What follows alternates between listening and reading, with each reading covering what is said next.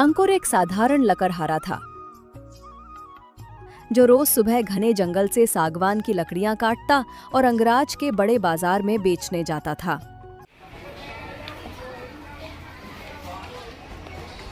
पर उसकी सच्ची मेहनत का मोल कोई नहीं समझता। अंकुर बाजार में थका हुआ। लकड़ियां ले लो, मजबूत सागवान की लकड़ियां, अंकुर के हाथ की तराशी लकड़ियां। तभी सेठ घनश्याम उसके पास आता है और बोलता है, हे अंकुर, तेरी लकड़ी तो गीली लग रही है, इसके ज्यादा पैसे नहीं मिलेंगे। हाँ, 2 रुपए ले ले और अगली बार अच्छी सूखी लकड़ी लाना।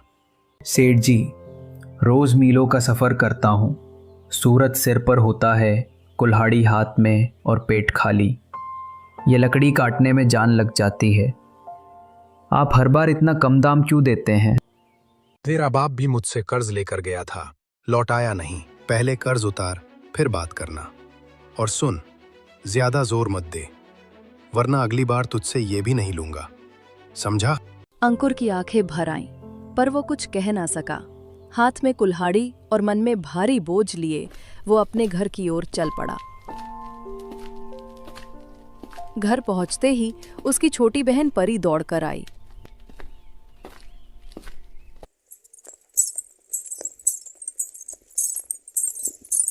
भैया, आज कितने पैसे मिले लकड़ियों के? सिर्फ 2 रुपए। भैया, इसमें तो गेहूं भी नहीं आएगा।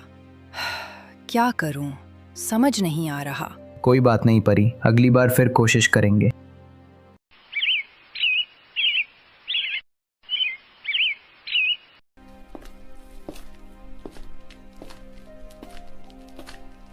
अचानक जोर जोर से दरवाजा पीटने की आवाज आती है। ये जमींदार बलदेव है। अंकुर, ए अंकुर, बाहर निकल। मैंने तुझे बहुत वक्त दिया, अब सुन ले, या तो मेरा पैसा चुका या अपनी बहन परी को भेज दे मेरे घर पे। झाड़ू पोंछा कर लेगी। कम से कम कुछ तो वसूल होगा।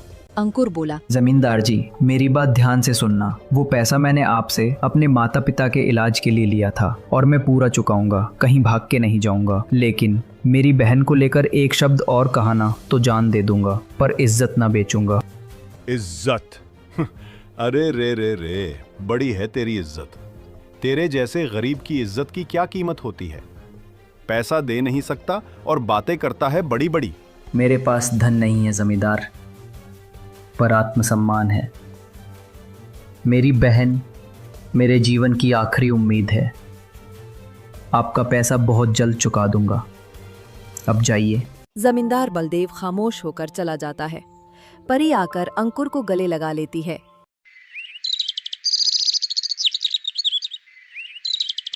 भैया, मैं जानती हूँ आप मेरे लिए सब कुछ सहते हैं। एक दिन मैं भी आपके लिए कुछ करूंगी। बस तू मुस्कुराती रहना परी, तू ही मेरी ताकत है। जब तक इस शरीर में एक भी सांस बाकी है ना, तुझे कोई छू भी नहीं सकता। भैया, सब कहते हैं हम अशुभ हैं। क्या सच में हमारी किस्मत में कभी कोई अच्छा दिन नहीं आएगा? अरे नहीं बहना, हमारी किस्मत भी एक दिन मुस्कुराएगी, देखना। अभी कठिन समय है तो और सहना होगा। कोशिश करूंगा फिर से एक और बार। बस तू मुस्कुराती रहना।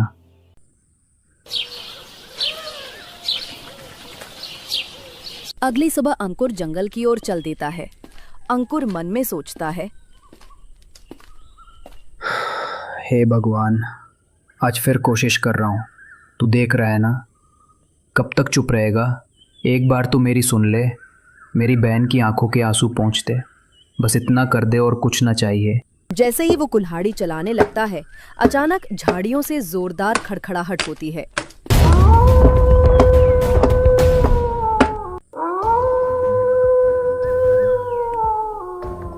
अरे बाप रे बाप, ये तो जंगली भेड़िया है। हे भगवान, अब क्या करूं? भेड़िया गुस्से में गुर्राता है और अंकुर की ओर बढ़ता है। अंकुर अपनी कुल्हाड़ी फेंककर जान बचाकर झाड़ियों की ओर दौड़ता है। काफी दूर जाकर एक बड़े बरगद की जड़ में बैठ जाता है। अंकुर, हे भगवान, आज तो बाल बाल बच गया। तभी झाड़ियों के पीछे से किसी के रोने की धीमी आवाज आती है। ये तो कोई इंसान नहीं लगता। फिर भी अरे कोई तो है। ये रो कौन रहा है यहाँ?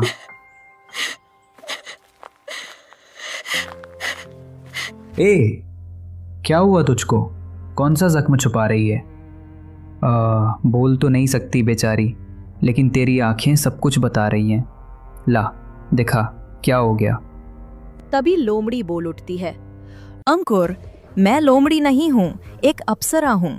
स्वर्गलोक से आई थी, मगर एक क्रूर जादूगरनी ने मुझे श्राप दे दिया, इस लोमड़ी के शरीर में कैद कर दिया। अरे बाप रे बाप, दादा रे दादा, तू तू तू तू बोल रही है? ये कैसे हो रहा है? कहीं मैं सपना तो नहीं देख रहा हूँ? नहीं, ये सपना नहीं है, और तू पहला इंसान है जिसने मेरी पीड़ा को बिना शब्दों के समझा। अच्छा, कौन था वो जिसने तुझे ये श्राप दिया? एक जादूगरनी। मैं उसके धोखे का शिकार बनी। मेरी शक्तियां अब महाराज विक्रम के महल में एक कांच की बोतल में बंद हैं। जब तक वो शक्तियां वापस नहीं मिलती, मैं इसी रूप में बंधी रहूंगी। अंकुर गहराई से सोचते हुए कुछ देर बाद बोला। राजा, शक्तियाँ, श्राप, हे भगवान, ये सब तो मेरे जैसे साधारण इंसान की समझ के बाहर है। लेकिन एक बात जानता हूँ, जिसने दर्द सहा हो वो दर्द का साथ नहीं छोड़ता। मैं तेरी मदद करूँगा, चिंता मत कर। तू मदद करेगा बिना किसी स्वार्थ के? अरे क्योंकि मैंने तेरी तकलीफ देखी है। मैं नहीं चाहता कि किसी और की ज़िंदगी वैसी हो जैसी मेरी है। हाँ, अगर तेरी मुक्ति मेरी हिम्मत पर टिकी है तो मैं पीछे नहीं हटूंगा। लेकिन एक बात बता, मैं महल के अंदर जाऊंगा कैसे? सामने देख, ये जो सारी दिव्य जड़ी बूटियां है ना, इन्हीं में तेरा रास्ता छुपा है। तू ये सारी जड़ी बूटियां तोड़ ले और यही लेकर राजमहल चले जाना। सिपाहियों से कहना कि महाराज विक्रम ने मंगवाया है, उनके घुटनों की तकलीफ के लिए। जब वे तुम्हें अंदर जाने देंगे तो वो बोतल ढूंढना जो महाराज के कमरे में रखी है। उसमें जादू है, उसे खोलना, सब बदल जाएगा। ठीक है, मैं पूरी कोशिश करूंगा और तुम्हें न्याय दिलवाऊंगा, चिंता मत करना। अंकुर जंगल से जड़ी बूटियां झोले में रखकर धीरे धीरे महल की ओर चल पड़ता है।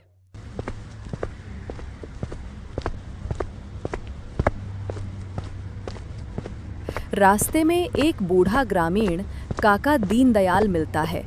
दीनदयाल काका अंकुर से बोलते हैं। अरे अंकुर, आज फिर तेरी लकड़ियां सस्ते में बिक गईं क्या? अरे नहीं काका, आज लकड़ियों की नहीं, किस्मत की तलाश में निकला हूँ। काका दीनदयाल हंसते हुए। ये क्या बातें कर रहा है रे तू? लकड़हारा, अंकुर और किस्मत, अरे रे रे रे। काका, भगवान सच्चे हों तो लकड़हारे की भी तकदीर पलट सकती है। बस दुआ करना मेरे लिए। चल बेटा, तेरा जोश बना रहे। दुआ करूंगा भगवान से तेरे लिए कि तेरे भी दिन फिरें। चल बेटा, राम राम।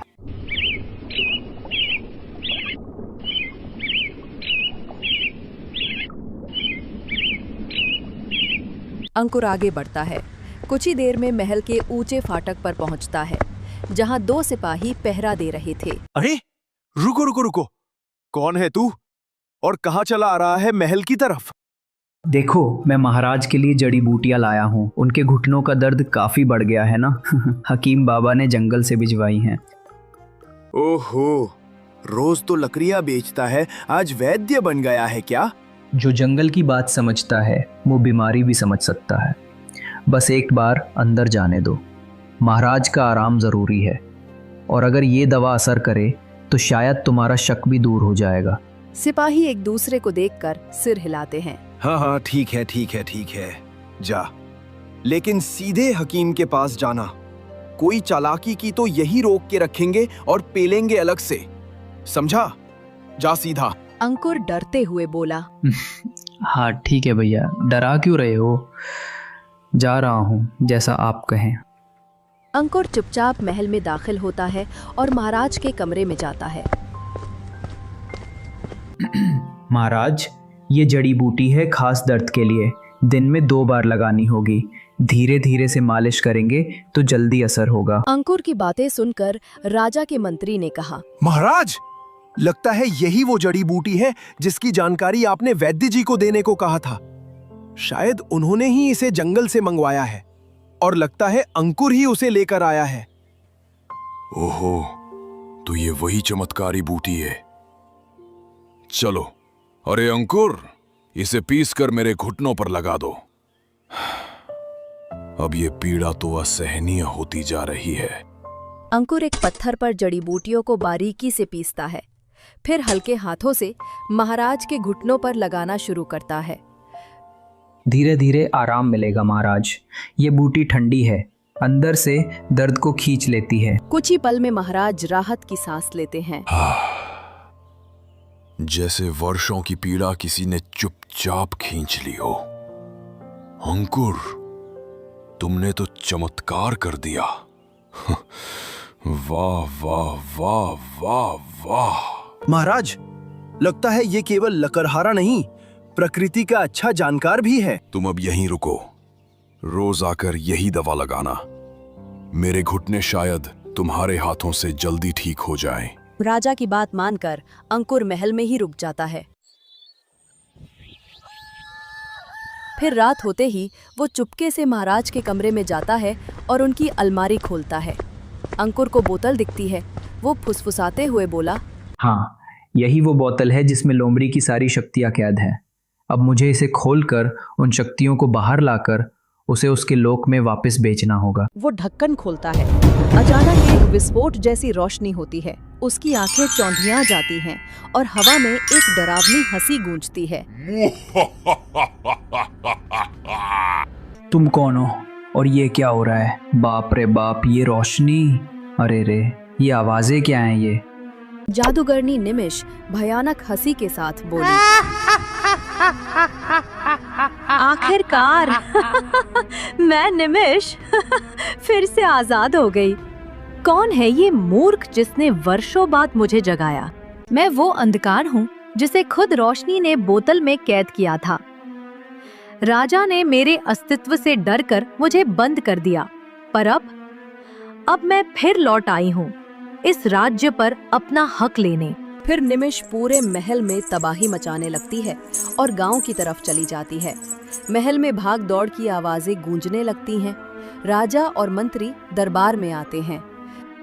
ये निमिष जोर से नाराज होकर, अरे नहीं नहीं नहीं नहीं नहीं, ये कैसे हो गया? उसे तो वर्षों पहले बंद कर दिया गया था। ये बोतल की ढक्कन किसने खोल दी? महाराज, वो मैं था। मुझे नहीं पता था। मैं तो सिर्फ किसी की मदद करना चाहता था। मुझसे भूल हो गई महाराज, पर मेरा इरादा गलत नहीं था। अरे क्या कहूं मैं? तू जानता है कि तूने क्या किया, नालायक कहीं के। मेरा घुटनों का दर्द भी। जिस निमिष को हमने वर्षों पहले मेहनत और बलिदान से कैद किया था, उसे तूने एक झूठ पर भरोसा करके आजाद कर दिया और अब पूरा राज्य संकट में है। महाराज, मैं तो सिर्फ किसी की तकलीफ दूर करना चाहता था। क्या है कि मैंने अपनी ज़िंदगी में बस अपमान, दर्द और भूख देखी थी। जब किसी ने मुझ पर भरोसा किया तो मैं खुद को साबित करना चाहता था। पर अगर मेरी इस गलती से कोई अनर्थ हुआ तो भले ही आप मुझे सज़ा दीजिएगा, पर इस राज्य को बचा लीजिए महाराज। अंकुर, तुम्हारी सज़ा तो बाद में तय होगी। पहले हमें यह सोचना होगा कि राज्य को कैसे बचाया जाए। और अगर तूने गलती की है तो अब वक्त है कि उसे सही करके दिखा।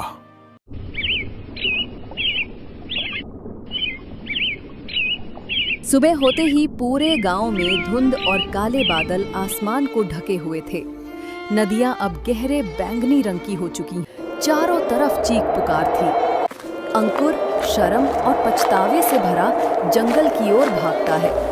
अंकुर विलाप करते हुए कहता है, नहीं नहीं नहीं नहीं, ये सब कुछ मुझसे हुआ है। मैंने जिस पर भरोसा किया वही चालबाज निकली। जिसे मैंने अपना समझा उसने पूरी दुनिया को धोखा दिया। अंकुर जंगल के उसी स्थान पर पहुंचता है जहां पहली बार लोमड़ी मिली थी, पर अब वहां कुछ और है। लोमड़ी? मैं कुछ समझ नहीं पाया, पर देखो, अब और नहीं। मुझे सब कुछ जानना है, सब बताओ, सच सच। अरे अंकुर, अब तो तेरी आंखें खुल गईं। मैं निमिष की बहन छाया हूँ और तू तो सिर्फ एक प्यादा था इस खेल में। निमिष को आजाद करवाना था और तूने वैसा ही किया। वाह रे भोले मनुष्य, तूने मेरा भरोसा तोड़ा, मेरी मासूमियत का इस्तेमाल किया। अब जो तूने बोया है ना, उसकी फसल तुझे ही काटनी होगी। तो जा अंकुर, अब अकेला ही अपनी नाकामी की आग में जल। राज्य तो अब निमिष का है, तू चाहे भी तो कुछ बदल नहीं सकता।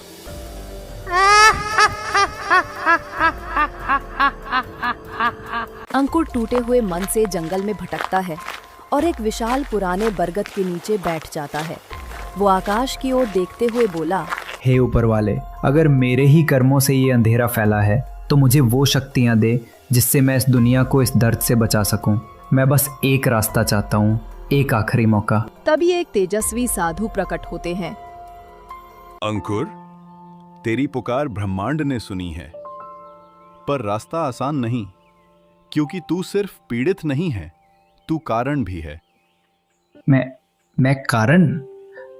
अरे मैं तो बस एक गरीब लकड़हारा था। क्या पाप किया है मैंने, बताइए। इस जीवन में नहीं, पिछले जन्म में तू एक शक्तिशाली तांत्रिक का पुत्र था। तेरी आत्मा पर कई पापों का भार है। तूने मासूमों की बलि दी। एक बूढ़ी औरत की बेटी को तंत्र सिद्धि के लिए तूने मार डाला। हाँ, नहीं नहीं नहीं नहीं, ये कैसे संभव है? मैं वो नहीं हो सकता। और वो स्त्री, उसी ने तुझे श्राप दिया था। तेरा आज का जीवन, तेरी दरिद्रता, तेरी बेबसी, ये सब कुछ उसी श्राप की अग्नि है।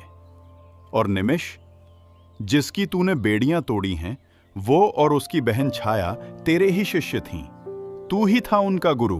मैंने उन्हें वो शक्ति दी जिससे आज वो निर्दोषों का जीवन छीन रही है। हे भगवान, मेरी तो आत्मा बोझिल हो गई कि ये मैंने क्या। पर सब कुछ समाप्त नहीं हुआ अंकुर। पश्चाताप की अग्नि में तपकर ही मोक्ष संभव है। बोलिए गुरुदेव, बताइए मुझे क्या करना होगा। तेरी स्मृतियां अब भी तुझ में हैं, बस छिपी हुई हैं। उन पुरानी यादों को वापस लाने के लिए तुझे जाना होगा निधिवन। वहां एक प्राचीन मंदिर है, उसके पीछे एक पत्थर है। वो पत्थर तेरे जीवन की परतें खोलेगा। पर ध्यान रखना, वो पत्थर केवल उन्हीं को मार्गदर्शन देता है जो सत्य के लिए तैयार हों। हाँ, मैं तैयार हूँ। मैं अपनी किस्मत और अपनी बहन की किस्मत बदलने के लिए कुछ भी कर सकता हूँ, चाहे इसके लिए मेरी जान ही क्यों ना चली जाए। साधु मुस्कुराते हैं और फिर प्रकाश में विलीन हो जाते हैं। अंकुर उठता है, आंखों में एक नई रोशनी के साथ। शायद इसी राह पर मैं खुद को फिर से पाऊं और अपने ही किए अंधकार को मिटा सकूं, और शायद अपनी किस्मत को भी बदल सकूं। चल अंकुर। अंकुर यात्रा पर निकल जाता है। कई दिनों तक जंगल में भटकता रहता है। अंकुर मन में बोलता है, बाप रे, कितना लंबा रास्ता है ये, मगर अब मैं पीछे नहीं मुड़ सकता। जब पाप मेरा था तो उसका अंत भी मुझे ही करना होगा।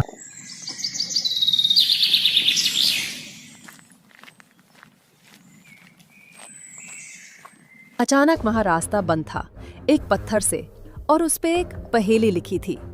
तू जो देखे वो झूठ है, जो सोचे वो भ्रम, सच वही जो खो चुका है, ढूंढ अगर है दम।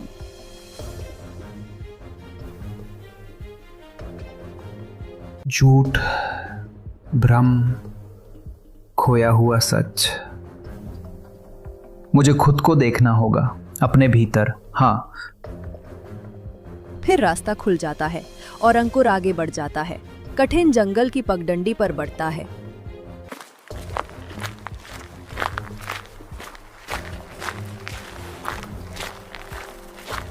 अचानक उसके सामने रास्ता पूरी तरह बंद हो जाता है। दो विशाल पेड़ एक दूसरे से इतने चिपके होते हैं कि उनके बीच से निकल पाना असंभव होता है। ये क्या? रास्ता तो यही खत्म हो गया, लेकिन मंदिर तो अभी आगे है। तभी पेड़ों में से एक तेज गूंजती हुई आवाज आती है। अंकुर अंकुर अंकुर अंकुर अगर तू आगे बढ़ना चाहता है तो हमें हमारी मुक्ति दे। हमें एक साधु ने श्राप दिया था, जब तक हमारी पहेलियों का उत्तर कोई नहीं देगा हम उस मार्ग पर यूं ही चिपके रहेंगे। ठीक है, पूछो अपनी पहेलियाँ। अगर मेरे उत्तर तुम्हें मुक्ति दे सकें तो मैं पूरा प्रयास करूँगा, और इसके बदले तुम मुझे आगे का रास्ता दिखाओगे। हाँ हाँ, क्यों नहीं। तो सुन, मैं वो हूँ जो सब कुछ देखता हूँ पर खुद को कोई नहीं देख सकता। मैं हर चेहरे पर रहता हूँ पर मेरा चेहरा नहीं होता। बताओ मैं कौन हूँ? अंकुर कुछ पल सोचता है, फिर मुस्कुराता है। हाँ, परछाई। तुम परछाई की बात कर रहे हो? सही कहा। वर्षों बाद ये पहेली किसी ने सुलझाई है। रास्ता खुलता है। अंकुर दोनों पेड़ों को देखता है, फिर सीधा आगे की ओर बढ़ता है। तभी एक जगह आग की गोलाई में खड़ी दो आकृतियां, निमिष और छाया की परछाइयां दिखाई देती हैं। जानता हूँ कि ये भ्रम है, तुम मेरे कर्मों की छाया हो, पर अब तुम्हें पीछा छोड़ना होगा। अचानक आग बुझ जाती है और एक सीधी पत्थरों से ढकी पगडंडी मंदिर की ओर खुलती है। मंदिर के पास पहुंचते ही एक विशाल घंटा बजता है। मंदिर के सामने एक चमकता पत्थर रखा था, स्मृति शिला। अंकुर विनती करते हुए, हे देव, मुझे मेरा अतीत लौटा दो। मैं जानना चाहता हूँ कि मैं कौन था और क्यों ये सब कुछ हो रहा है। वो धीरे धीरे उस जादुई पत्थर के पास पहुंचता है। पत्थर हल्की नीली रोशनी से चमक रहा है।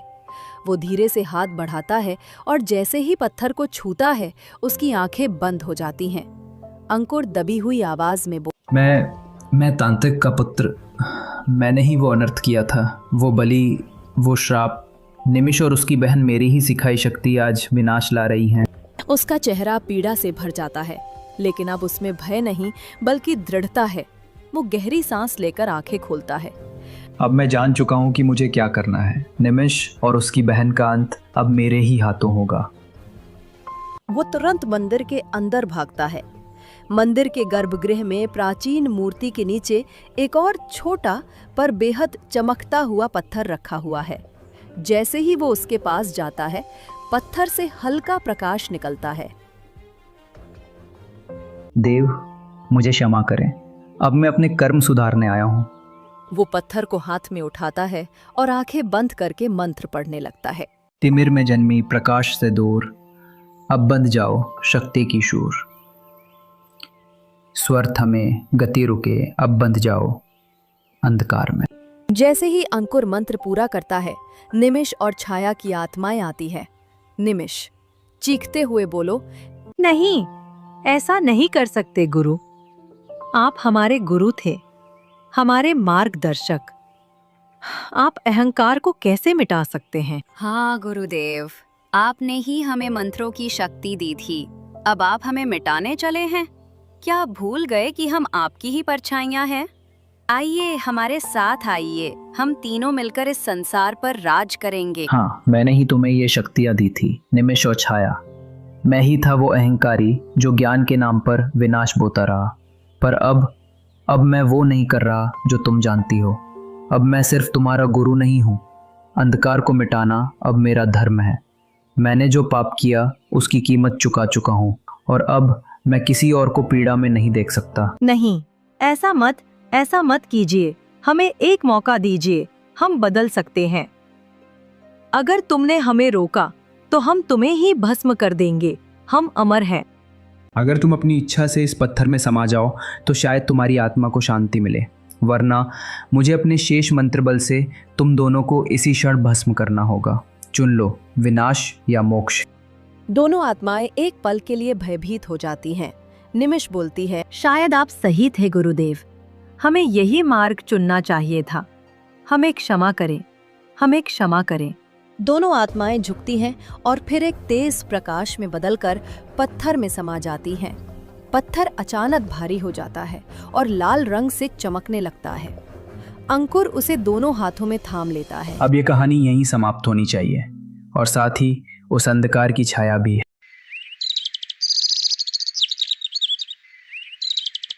वो पत्थर को लेकर एक शांत विशाल झील के किनारे खड़ा होता है। हे प्रकृति, हे समय, इस बार गलती हुई, दोबारा ना हो, इसे सदा के लिए छिपा दो। वो पत्थर को झील में फेंक देता है। पत्थर के पानी में गिरते ही एक हल्की गूंज होती है, फिर सब शांत, हवा फिर से चलने लगती है। हाँ, अब शायद किसी और अंकुर को ये बोझ ना उठाना पड़े। अंकुर जंगल से वापस लौटता है। आसमान साफ अब हो चुका है। नदी फिर से कलकल बहने लगी है। जैसे ही अंकुर महल पहुंचता है, महाराज विक्रम उत्साह से कहते हैं, वाह वाह वाह वाह, तुमने कर दिखाया अंकुर। तूने न केवल हमारे राज्य को विनाश से बचाया, बल्कि वर्षों पुराना श्राप भी समाप्त किया। हम तुमसे खुश हैं। बताओ, तुम्हें क्या चाहिए? हम तुम्हें कुछ भी देने के लिए तैयार हैं। बताओ। महाराज, मैंने किसी इनाम के लिए ये सब कुछ नहीं किया, अपनी आत्मा की मुक्ति के लिए किया है। पर आपकी कृपा बनी रहे, बस यही मेरा सौभाग्य है। अब सिर्फ एक लकड़हारा नहीं, इस राज्य की आत्मा है अंकुर। तुम किस्मत और मेहनत के सबसे बड़े उदाहरण हो, और तुमने जो गलती की, उसी गलती के साथ एक सीख भी कायम कर दी। शाबाश। तो दोस्तों, कैसी लगी आपको ये कहानी? हमें कमेंट करके जरूर बताइए। और ऐसी ही मजेदार कहानियां देखने के लिए हमारे चैनल टूनपुर को सब्सक्राइब कर लें। तो फिर मिलते नई और दिलचस्प कहानी के साथ। रामपुर नाम के एक गांव में मोहन नाम का एक किसान रहता था। वो गरीब था और बहुत लालची भी। वो हर वक्त दूसरों के पैसे ऐंठने और अपने फायदे के बारे में सोचता रहता। कभी कभी तो वो दूसरों का नुकसान भी कर दिया करता था। एक दिन मोहन लकड़ियाँ काटने के लिए जंगल में आया। जल्दी जल्दी लकड़ियाँ काट कर ले जाता हूँ। जो लकड़ियाँ ज़रूरत से ज़्यादा होंगी उन्हें मैं बेच दूंगा, कुछ घर में रख लूँगा। इस तरह मेरे पास पैसे भी आ जाएंगे। लकड़ियाँ काटने के बाद वो वहाँ से वापस जाने लगा। उसने देखा कि एक पेड़ पर बहुत सारे पक्षी बैठे हुए थे। अरे वाह, इस पेड़ पर तो बहुत सारे पक्षी हैं। अब तो बारिश आने वाली है और मौसम भी खराब है। इस मौसम में तो मुझे बहुत सारे पक्षी मिल सकते हैं। अब एक काम करता हूँ, घर से दाने और झाल लेकर आता हूँ और इन पक्षियों को कैद करता हूँ। मोहन घर में लकड़ियाँ छोड़ने के बाद वापस आया। उसने जमीन पर दाने डाले और जाल बिछाकर बैठ गया। बहुत सारे पक्षी उस जाल में फंस गए थे और उनमें एक कौवा भी था। अरे वाह, आज तो मैं बहुत फायदे में रहा। खेतों में काम किया और फिर लकड़ियां भी घर लेकर आया, और अब ये पक्षी। आज तो मेरे हाथ बहुत सारे पैसे आ जाएंगे। चलो पक्षियों, अब तुम्हें बाजार में बेच दूंगा। मुझे बाजार में मत बेचना अच्छे आदमी। मैं एक मासूम बेकसूर कौवा हूँ। मैंने तुम्हारा क्या बिगाड़ा है जो तुम मुझे बेच दोगे? अरे ये क्या? ये कौन सा पक्षी है जो इंसान की जुबान में बोल रहा है? अब इसे बेचकर तो मैं और भी ज्यादा पैसे कमा लूंगा। नहीं नहीं, ए इंसान, ये गलती मत करना। मैं जानता हूँ तुम बहुत गरीब हो और तुम्हें पैसों की भी जरूरत है, इसलिए मैं तुम्हारी मदद कर सकता हूँ। कुछ देर पहले जब किसान अपने लालच का जिक्र कर रहा था, तो ये कौवा उसकी सारी बातें सुन रहा था। तो तुम मेरी मदद कैसे कर सकते हो, बताओ? मैं एक राज के बारे में जानता हूँ, एक ऐसे राज के बारे में जिसके बारे में तुम इंसान नहीं जानते। कैसा राज? मोहन अब की बार चौंक गया था। यहाँ से बहुत दूर एक गांव में एक जगह पर बहुत सारा खजाना छुपा हुआ है, और इस खजाने का पता सिर्फ मैं जानता हूँ। अगर तुम मुझे आजाद कर दोगे तो मैं तुमसे वादा करता हूँ कि मैं तुम्हें उस खजाने का पता जरूर बताऊंगा। अरे मैं कितने सालों से खजाने की तलाश में हूँ। कोई ऐसा नक्शा मिल जाए, कोई ऐसी जगह जहाँ से मुझे खजाना मिले, और ये कौवा मुझे खजाने तक पहुँचा रहा है। मुझे इसकी बात मान लेनी चाहिए। एक बार मुझे जाल से आजाद कर दो और मैं तुम्हें उस खजाने के बारे में बताऊंगा, और मैं वहाँ पर खुद तुम्हें लेकर चलूंगा और उसके अलावा भी तुम्हारी मदद करूंगा। मैं कैसे तुम पर यकीन कर लूं? अगर तुम्हें मैंने इस चाल से बाहर निकाला और तुम उड़ गए तो मेरे हाथ नहीं आओगे तुम। अरे नहीं इंसान, मैं एहसान करने वालों को भूलता नहीं और ना ही उन्हें धोखा देता हूँ। बस तुम्हें देखकर मुझे तुमसे हमदर्दी हो गई है और तुम मुझे अच्छे लगने लगे हो। तुम गरीब हो तो मैं तुम्हारी मदद भी करना चाहता हूँ। अब मोहन ने उस जाल को खोला तो पक्षी उड़कर उसके कंधे पर आकर बैठ गया। तुम इन बाकी पक्षियों के साथ जो भी करना चाहो कर लो, मैं तुम्हें नहीं रोकूंगा। मैं यहीं बैठकर तुम्हारा इंतजार करूंगा। तुम यहीं पर आना, मैं तुम्हें आज और अभी इस समय गुफा में लेकर जाऊंगा। ऐसा ना हो कि तुमसे पहले कोई और वहां चला जाए और इस राज को जान ले। मोहन पक्षियों को लेकर बाजार गया। उन्हें बेचकर उसने बहुत सारे पैसे हासिल किए और वो पैसे अपनी पत्नी को दिए। फिर वो दोबारा जंगल में उसी जगह पर आ गया। खुदा करे कि ये कौवा अपनी जगह पर मौजूद हो। अगर ये उड़कर चला गया और इसने मुझे धोखा दिया तो इसे मैं कहाँ ढूंढूंगा? और सारे कौवे तो एक जैसे ही दिखते हैं। मैं तो कभी इस कौवे को ढूंढ भी नहीं सकूंगा। जब मोहन घर से निकला था तो उसकी पत्नी गीता ने उसे रोका। अरे पतिदेव, कहाँ जा रहे हैं आप? आसमान की हालत देखें, बारिश आने वाली है। पहले भी इतना तेज तूफान आया था और आप जंगल में लकड़ियां काटने चले गए और अब दोबारा से जा रहे हैं। आप घर में रुके और इस समय बाहर जाना ठीक नहीं है। कितनी बार कह चुका हूं गीता कि जब मैं बाहर जाऊं तो मुझे मत रोका करो, खास तौर तब जब मैं पैसे कमाने के लिए जा रहा हूं, क्योंकि मेरा ज्यादा नुकसान हो जाता है। अब की बार तुमने ये गलती कर दी, दोबारा मत करना। मोहन अपनी पत्नी को बातें सुनाता हुआ वहां से चला गया। गीता की आंखों में आंसू थे। वो बहुत उदास थी। पता नहीं क्यों मेरे पति मुझसे प्यार नहीं करते, जरा भी मेरा ख्याल नहीं रखते। हालांकि मैं घर को साफ सुथरा रखती हूँ, घर को संभालती हूँ, जो काम कहते हैं करती हूँ, मगर फिर भी वो मुझसे प्यार नहीं करते। गीता बहुत उदास थी और मोहन खुशी से जंगल की तरफ जा रहा था। मैंने तो शादी करके गलती की। इस औरत के खर्चे बर्दाश्त कर रहा हूं। अभी तक इसने मुझे बच्चों की खुशी नहीं दी। एक काम करता हूं, जल्दी ही इसे अपनी जिंदगी से निकाल देता हूं। किसी दूसरी औरत से शादी करता हूं ताकि वो मुझे बच्चे की खुशी तो दें। अभी वो थोड़ा ही दूर गया था कि बारिश तेजी से शुरू हो चुकी थी। इस औरत की जुबान तो बिल्कुल काली है। जो बात मुंह से निकालती है वो पूरी होकर रहती है। इसलिए इसे मैं कहता हूं, अच्छी बात अपने मुंह से निकाला करो, मगर ये किसी की बात सुने तब ना। कुछ देर बाद जब बारिश कम हुई तो वो वहां से जंगल में पहुंच चुका था। सामने ही वो कौवा पेड़ पर बैठा हुआ था। उसे देखकर मोहन बहुत खुश हुआ। खुदा का शुक्र है तुम यहीं पर मौजूद हो। पूरा रास्ते में यही सोच रहा था कि अगर तुम यहाँ ना हुए तो मैं क्या करूँगा। ऐसा हो ही नहीं सकता। मैं किसी से वादा करूं और उस वादे को पूरा ना करूं। मैं भी कब से आपका इंतजार कर रहा था। अब आ गए हैं तो अभी हमें सफर शुरू करना चाहिए। अब वो दोनों एक तरफ चलने लगे थे। कौवा कभी उस आदमी के कंधे पर सवार हो जाता तो कभी हवा में उड़ने लगता। तुमने कभी इस खजाने के बारे में किसी और को नहीं बताया? नहीं, आज तक मुझे कोई अच्छा इंसान लगा ही नहीं। मैं किसी का फायदा सोचूं। तुम मेरी बात अब विश्वास से सुनो। मैं तुम्हें खजाने के पास लेकर जा रहा हूँ। हाँ, किसी और जगह पर नहीं। वैसे भी मेरी तुम्हारे साथ क्या दुश्मनी है। तुमने तो मुझे कैद करने के बाद भी मुझे आज़ादी दे दी। तुम्हारा तो मुझ पर एहसान है। चलो ठीक है, मैं तुम्हारी बातों पर यकीन कर लेता हूँ। वैसे भी तुम इंसान तो हो नहीं जो झूठ बोलोगे, धोखा दोगे। तुम तो कौवे हो और तुम्हारा दौलत से, खजाने से क्या लेना देना। वो लोग चलते चलते बहुत दूर निकल कर आ गए थे। दूर दूर तक रेगिस्तान था। ए कौवे, मुझे ये बताओ, मुझे और कितनी दूर तक चलना पड़ेगा? यहाँ तक आते आते थक चुका हूँ। मेरी कमर दर्द कर रही है। बस थोड़ा सा ही सफर है। अब एक और बात मैं आपको बताने वाला हूँ कि यहाँ से आगे मैं नहीं जा सकता।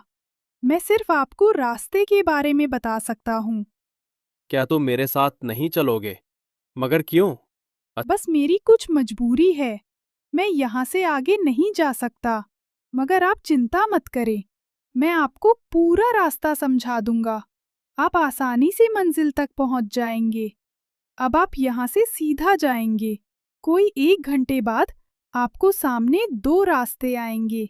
तब आप उत्तर दिशा में मुड़ जाना, चलते रहना। उसके बाद आपको एक गुफा नजर आएगी। बस आपने उसी गुफा में जाना है। अच्छा, तो उस गुफा में जाऊंगा तो सामने खजाना पड़ा होगा और मैं उसे हासिल कर लूंगा। ये इतना भी आसान नहीं है। उस गुफा में आपको एक जादूगर मिलेगा। जादूगर? वो इस गुफा में क्या कर रहा है? दरअसल वो इस गुफा की सुरक्षा करने के लिए वहाँ मौजूद है। वहाँ पर जो खजाना है वो उसकी सुरक्षा करता है। तो मुझे क्या करना होगा? क्या वो मुझसे कुछ सवाल पूछेगा या मेरी जांच लेगा? अगर इस जांच में मैं कामयाब हुआ तभी वो मुझे खजाना देगा। नहीं नहीं, ऐसा कुछ नहीं होगा। ना वो आपसे कोई सवाल पूछेगा, ना आपकी कोई जांच लेगा। तो फिर क्या करेगा वो? क्या खामोशी से सारा खजाना मुझे दे देगा, जैसे वो मेरा इंतजार कर रहा है? मैं वहां पर खजाना लेने गया और मुझे दे दे, ऐसा हो सकता है कौवे? अरे, जो खजाने की रक्षा करता है वो अपनी जान को मुश्किल में डालकर भी उस खजाने को बचाता है। ए अच्छे इंसान, बात सिर्फ इतनी है कि आपको उस जादूगर को मारना होगा, उसका विनाश करना होगा। उसका विनाश करते ही आपको सारा खजाना मिल जाएगा। तब आप उस गुफा में मौजूद सारा खजाना भी ले सकते हैं। ये तुम क्या बोल रहे हो? मैं उस जादूगर का विनाश कैसे कर सकता हूँ? वो तो बहुत ताकतवर है और उसके पास तो जादू भी होगा। नहीं नहीं, वो तो मुझे मार देगा। मैंने आज तक एक चींटी भी नहीं मारी, मैं एक जादूगर को कैसे मार सकता हूँ? आप मेरी बात पर यकीन करें, वो जादूगर आपको कोई नुकसान नहीं पहुंचा सकेगा। मैं जो कुछ भी बता रहा हूँ, अगर आप मेरी बात को सुनकर करेंगे तो वो आपको जरा भी तकलीफ नहीं पहुंचा सकेगा। अच्छा बताओ, मुझे क्या करना है? आपने एक काम करना है। आप जहाँ से आए हो एक लाल रंग का गुलाब लेकर जाएंगे। आपने वो फूल उस जादूगर को सूंघा देना है।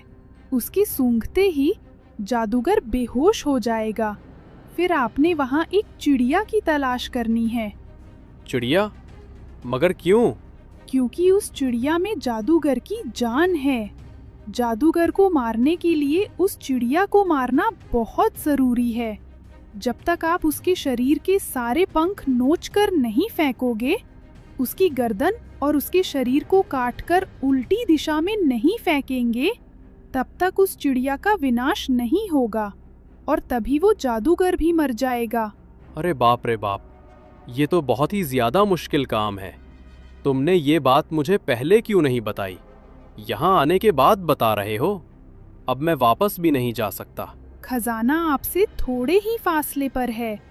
आपने इतना लंबा सफर तय किया है, अब खजाना हासिल किए बिना आप वापस चले जाएंगे क्या?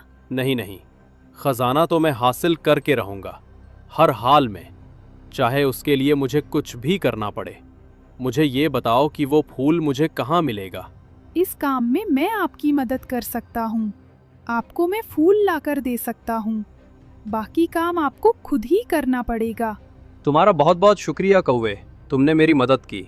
अब जल्दी से फूल लेकर आओ ताकि मैं अपने सफर पर निकलूं। मैं अपने खजाने से ज्यादा दूर नहीं रह सकता। मोहन वहीं एक पेड़ के नीचे बैठ गया था। कौवा उड़ते हुए बहुत दूर चला गया था। उसके गए हुए काफी देर गुजर चुकी थी। पता नहीं ये कौवा कहाँ चला गया, अभी तक वापस क्यों नहीं आ रहा। पता नहीं यहाँ मुझे कितनी देर तक इंतजार करना पड़ेगा। थोड़ी देर के बाद वो कौवा फूल लेकर आ गया था। मैं कितनी देर से तुम्हारा इंतजार कर रहा हूँ। लो, ये फूल लाओ, मुझे दे दो ताकि मैं अपने सफर पर निकलूं। आपने होशियार होकर सारा काम करना है। इस जादूगर को किसी किस्म का शक नहीं होने देना है। हाँ हाँ, मैं अपनी पूरी कोशिश करूंगा और उसे मुझ पर शक ना हो। मगर मैं उससे कहूंगा क्या कि भाई यहाँ क्यों आया हूँ मैं कौन हूँ? आप उससे बोल देना, मैं गरीब आदमी हूँ, खजाने की तलाश में यहाँ पर आया हूँ। क्या खजाना तलाश करने में आप मेरी मदद कर सकते हैं? और जब जादूगर आपके पास आए तो आप उसे ये फूल सुखा देना। उसके सूंघते ही वो बेहोश हो जाएगा और फिर बाकी काम मैं आपको बता चुका हूँ कि आपको क्या करना है। ठीक है, मैं सफर पर निकलता हूँ। मोहन ने वो फूल अपने कपड़ों में छिपा लिया था। अब वो चलते चलते बहुत दूर निकल आया था।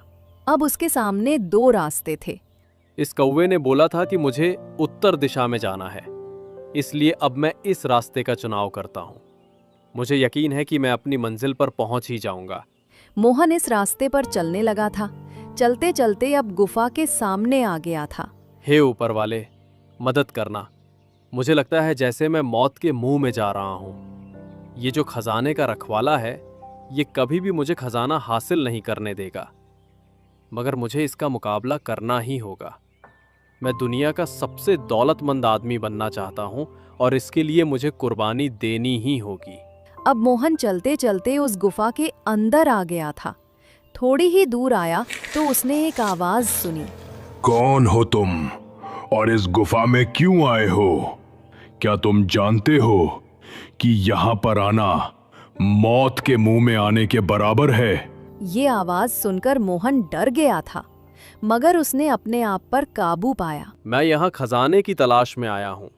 क्या खजाना तलाश करने में मेरी मदद कर सकते हैं, जादूगर? इधर आओ, मेरे सामने आओ। देखो तो सही, वो कौन है जो खजाने की तलाश में यहाँ पर आया है? किसने तुम्हें यहाँ का पता बताया? मैं एक मुसाफिर हूँ। कितने सालों से मैं खजाने की तलाश में भटक रहा हूँ। भटकते भटकते मैं यहाँ पर आ गया। मैंने एक नक्शे में देखा कि इस गुफा में खजाना है, इसलिए मैं यहाँ पर चला आया। यहाँ पर मेरी आपसे मुलाकात हो गई। अब जादूगर ने अपने सामने एक मोमबत्ती जला दी थी। उसकी रोशनी में मोहन ने देखा कि जादूगर बहुत खौफनाक है। ये कितना भयानक है। इसके बाल कितने बड़े हैं, इसके कपड़े कितने गंदे हैं। मुझे इसे देखकर ही घिना रही है। मोहन उसके पास गया और कहने लगा, मैं बहुत गरीब आदमी हूँ। मेरे पास पैसा कमाने का कोई जरिया नहीं, इसीलिए मैं खजाने की तलाश में हूँ। अब जादूगर ने अपनी आंखें बंद कर ली थी। तभी मोहन ने मौके का फायदा उठाया। जल्दी से उसने अपनी जेब से गुलाब का फूल निकाला और वह जादूगर के मुंह के साथ लगा दिया। अरे तुम तो मेरे दुश्मन हो, तुमने मुझे धोखा दिया। मैं तुम्हारे धोखे में कैसे आ गया? जादूगर वहीं पर बेहोश हो गया था। मोहन जल्दी से उस गुफा में उस चिड़िया की तलाश करने लगा था। खुदा करे वो चिड़िया मुझे जल्दी मिल जाए, ताकि मैं उसे मारकर इस जादूगर से जान छुड़ा सकूं और फिर खजाना लेकर अपने घर जा सकूं। मोहन ने उस मोमबत्ती की रोशनी में गुफा में हर जगह पर चिड़िया को तलाश करना शुरू कर दिया।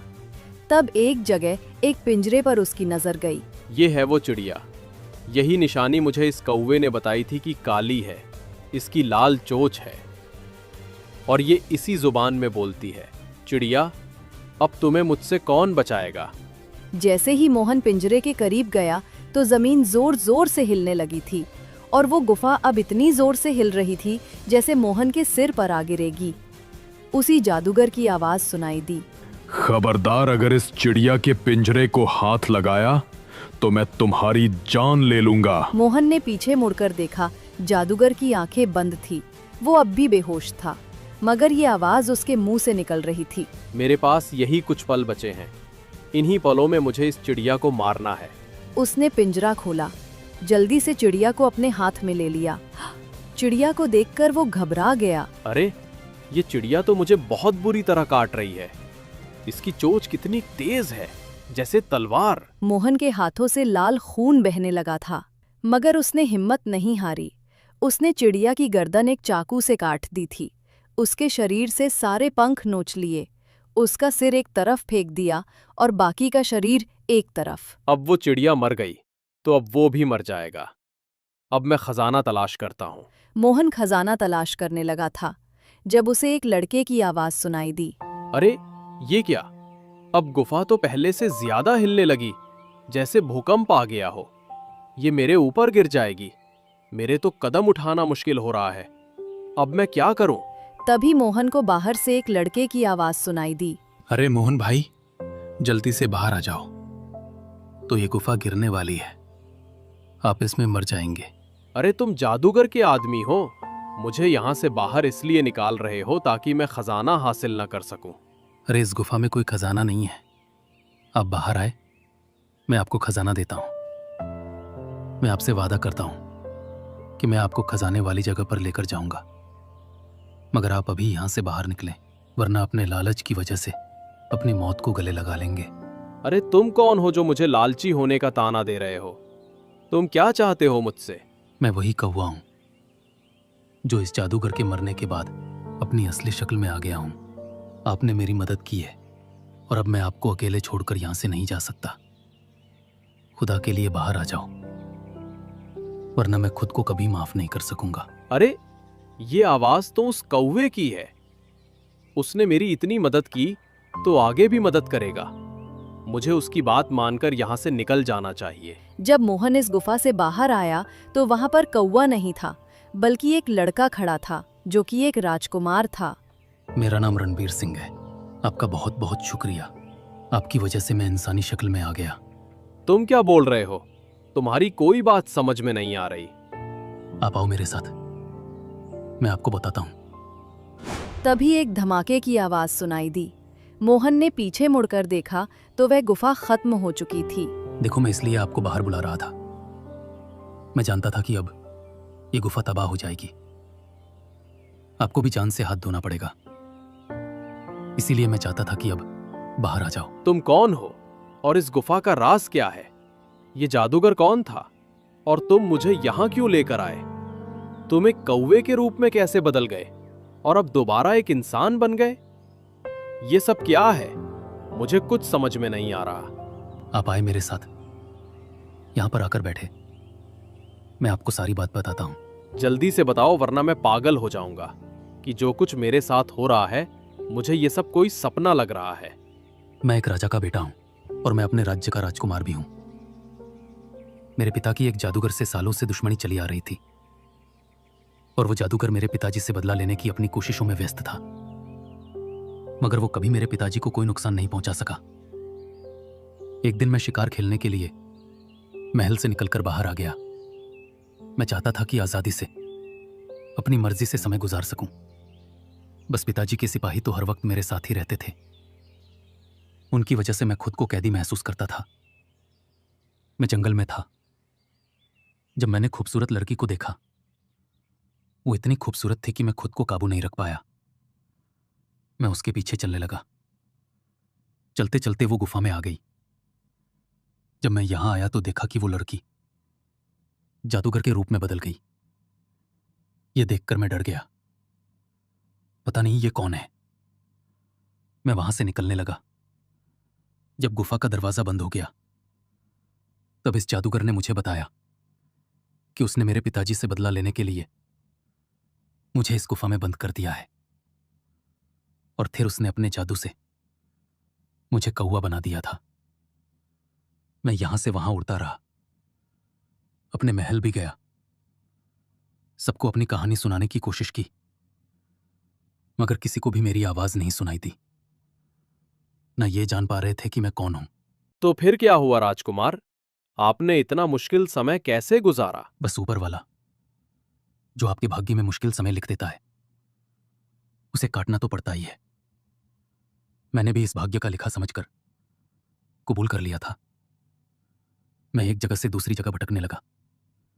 शायद कोई ऐसा मिल जाए जो मेरी बात सुन सके, मगर कोई मेरी आवाज ना सुन सका। तुम वो पहले इंसान हो जिसने मेरी आवाज सुनी। अब मुझे सारी बातें समझ में आ गई। तो तुमने ये सब इसलिए किया कि मैं तुम्हारी मदद करूं, उस जादूगर का विनाश करूं, ताकि तुम अपने असली रूप में आओ। तुमने मुझे अपने मकसद के लिए इस्तेमाल किया। राजकुमार, अगर मेरी जान चली जाती तो? हाँ, मैंने ये सब अपने लिए ही किया था। मैं अपने की पर शर्मिंदा हूं, मगर मुझे इसके अलावा कोई रास्ता नजर नहीं आ रहा था। तुम ही बताओ, अगर तुम मेरी जगह होते तो क्या करते?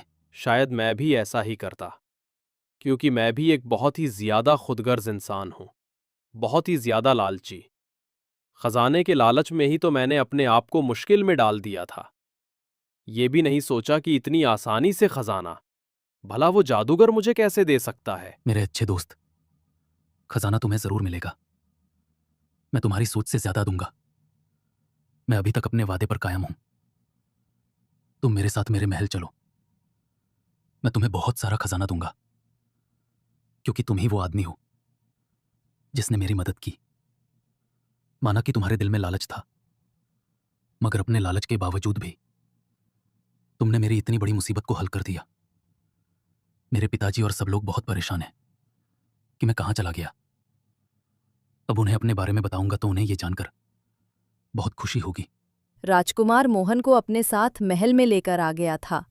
तभी राजकुमार को देखकर सब बहुत खुश हुए थे। मेरा बेटा महल में वापस आ गया। तुम्हें देखने को मेरी आंखें तरस गई थी। मुझे विश्वास नहीं हो रहा कि मेरा राजकुमार मेरे सामने है। मेरा बेटा जीवित है।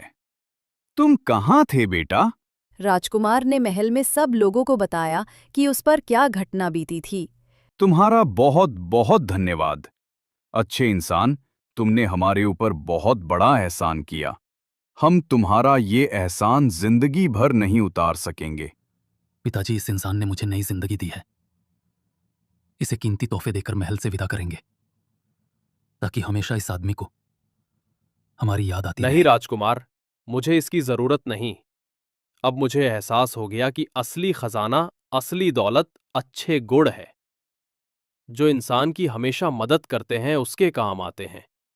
असली खजाना तो दुआओं का खजाना है। नहीं इंसान, ये हमारे महल की परंपरा नहीं। हम अपने पर एहसान करने वालों को ऐसे यहाँ से खाली हाथ नहीं जाने दे सकते। राजकुमार ने मोहन को बहुत सारा खजाना दिया और फिर उसे अपने महल से विदा किया। तो दोस्तों, कैसी लगी आपको ये कहानी? हमें कमेंट के जरिए ज़रूर बताएं। साथ ही ऐसी और तमाम कहानियों के लिए चैनल को सब्सक्राइब करें।